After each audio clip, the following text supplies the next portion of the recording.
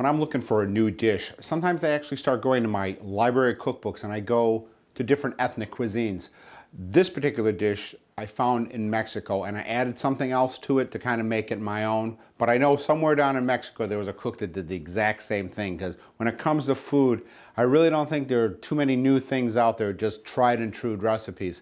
This one is, it's shrimp, papaya, and avocado with a lime cilantro dressing, and then you can serve it as an appetizer or as a large salad. So let's get started. First we're gonna saute the shrimp up. Now with this thing, if you're in a hurry, buy the shrimp already cooked. You can just toss them in. Let's start with the avocado though. Let me just take the avocado. You just kind of get a spoon. I've already seen it. The one, just take it out, scoop it right out. And I got another piece right here. Now, interesting about an avocado is that an avocado does not ripen until you pick it from the tree. Then it begins to ripen. So when you go to the store and you think, oh my God, this avocado, why don't I ever get ripe avocados? Well, consider yourself lucky, because you know hasn't been picked that long ago if it's just still been on the tree. So I actually prefer the Hass avocados. I actually prefer the flavor. The other variety is a little bit too sweet for me. Okay, I think that pan's almost hot enough. We're just gonna gently run a knife through it. I keep my avocados in the fridge, especially when I'm gonna be making a dish like this. And the one reason is the oils set a little bit better and they're not as mushy. I'm gonna put a little oil in this pan. Okay, we're gonna take our shrimp. Yeah.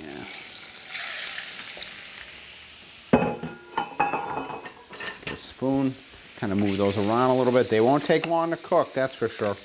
Add a little salt, some black pepper. Wipe my hands. Okay, now we're going to take the avocado. I'm going to just drop that in the bowl here.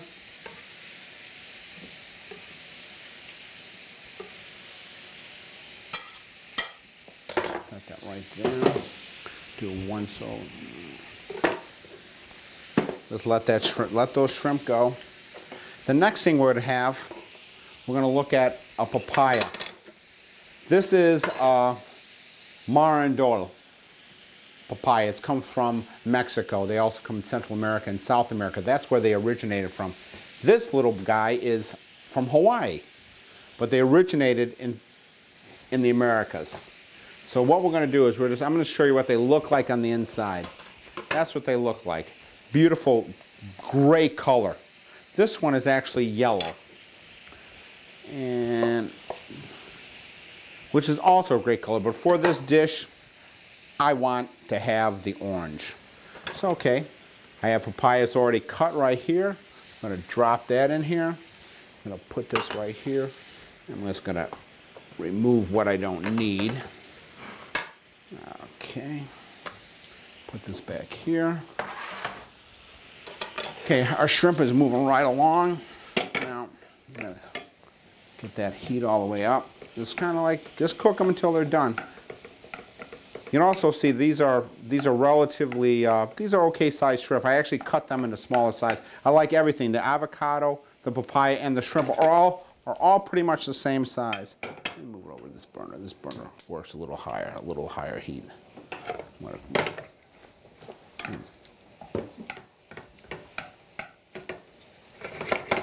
Okay, while that's doing, I'm going to take I have 2 limes here. I'm going to squeeze some lime in there.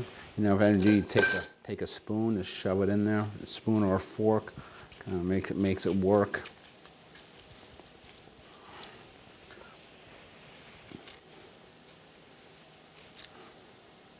I got a spray there, kind of getting a shower. Okay, now that will keep the avocado nice and beautiful. Also, usually when I have papaya, I eat it with pepper and a little bit of lime juice.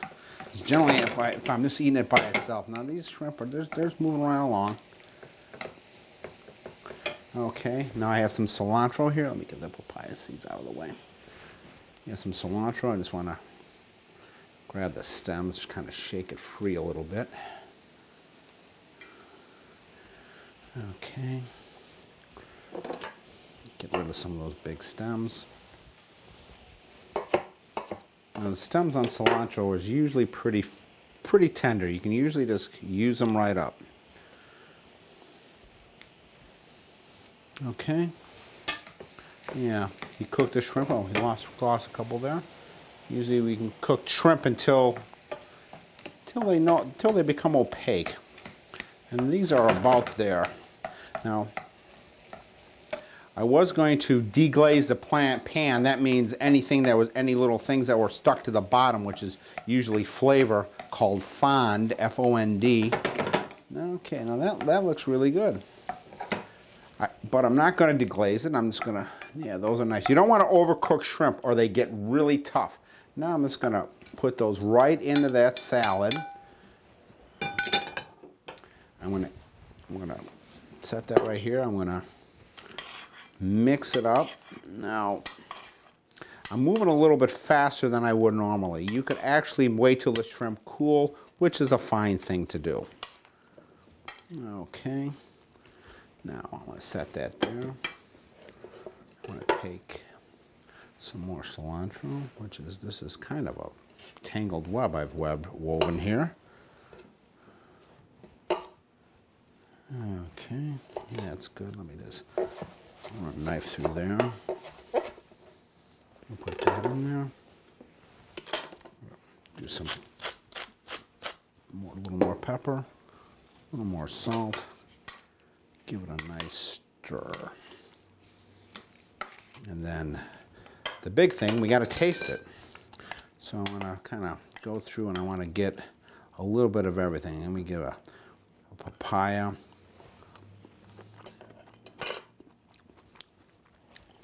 Yeah, that works well. I want to give a little bit more lime juice. I want a little bit more of that zing of the lime in there. Use up the rest of this lime.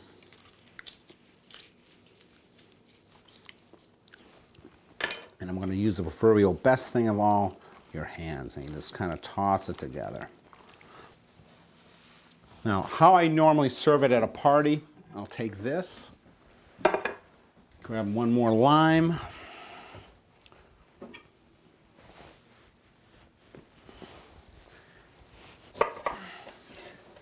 dress the greens.